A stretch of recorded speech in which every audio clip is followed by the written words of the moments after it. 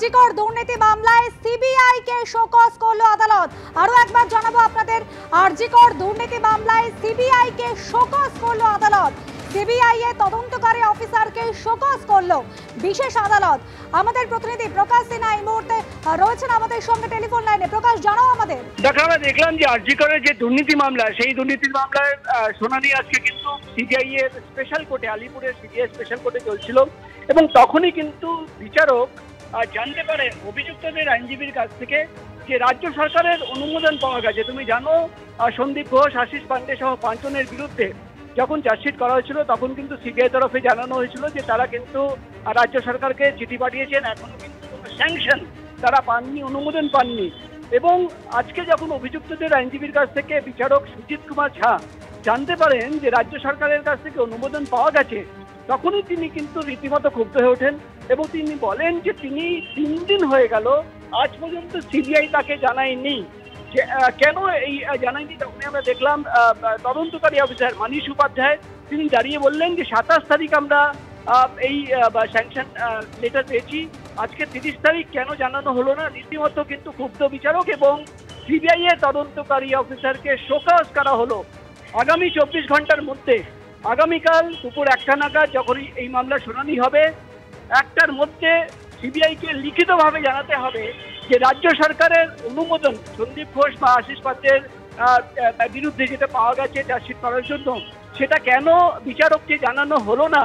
এটা কিন্তু সিবিআইকে লিখিতভাবে জানাতে হবে এবং সিবিআইকে শোকজ করা হয়েছে। এবং বিচারকের প্রশ্ন, তিনি রীতিমতো ক্ষুব্ধ হয়ে বললেন যে হাইকোর্টকে, এই ট্রায়াল কোর্টকে বাইপাস করে হাইকোর্টকে আপনারা কি জানিয়ে দিচ্ছেন যে স্যাংশন লেটার পেয়েছেন, কিন্তু এই কোর্টকে আজ পর্যন্ত জানানো হলো না। সিবিআই কি করতে চাইছে, কেন করতে চাইছে, আমি কিন্তু বুঝতে পারছি না। অর্থাৎ আজকে আরজিকরের যে দুর্নীতির মামলা, সেই মামলার যখন শুনানি চলছিল এবং তুমি জানো সন্দীপ ঘোষ, আফসার আলী সহ আশিস পান্ডে সহ 5 জন তারা কিন্তু এখনো জেলে পর্যন্ত রয়েছে। তাদের বিরুদ্ধে, প্রত্যেকের বিরুদ্ধে চার্জশিট জমা করেছে সিবিআই এবং সেই মামলার শুনানি যখন চলছিল তখন আমরা দেখলাম যে বিচারক রীতিমতো ক্ষুব্ধ এবং তদন্তকারী অফিসার মানিশ উপাধ্যায় এবং সিবিআই এর আইনজীবীকে প্রশ্নের মুখে পড়তে হলো যে 3 দিন আগে রাজ্য সরকার স্যাংশন দিয়ে দিয়েছে সন্দীপ ঘোষের বিরুদ্ধে, স্যাংশন দিয়ে দিয়েছে আশিস পান্ডের বিরুদ্ধে, কিন্তু কেন আপনারা ট্রায়াল কোর্টকে এখনো জানাননি? 24 ঘন্টার মধ্যে এটা লিখিতভাবে জানাবেন কোর্টকে। অর্থাৎ আমরা দেখলাম আজকে কিন্তু আরজিকরের যে দুর্নীতি মামলা, সেই মামলার শুনানির সময় বিচারক অর্থাৎ কোর্ট সিবিআইকে শোকজ করলো 24 ঘন্টার মধ্যে লিখিতভাবে কারণ জানাতে হবে যে কেন রাজ্য সরকারের কাছ থেকে স্যাংশন লেটার পাওয়ার পরেও কিন্তু ট্রায়াল কোর্টকে সেটা জানানো হয়নি।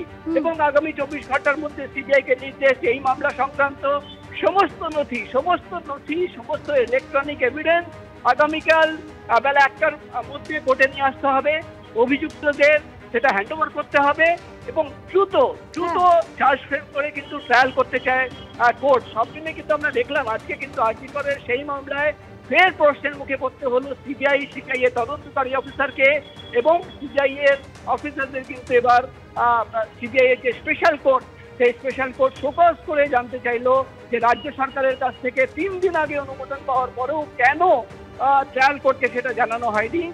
ইতিমধ্যেই কিন্তু আমরা দেখতে পাচ্ছি অভিযুক্তদের আইনজীবীরা তারা কিন্তু প্রশ্ন তুলছেন যে প্রায় 1 মাস আগে বা চার্জশিট জমা পড়েছে, এখনো তারা সেই চার্জশিটের সমস্ত নথি তারা পাননি। কোর্টের নির্দেশ আগামী 24 ঘন্টার মধ্যে সমস্ত ডকুমেন্ট কিন্তু অভিযুক্তদের হ্যান্ডওভার করতে হবে। ধন্যবাদ প্রকাশ।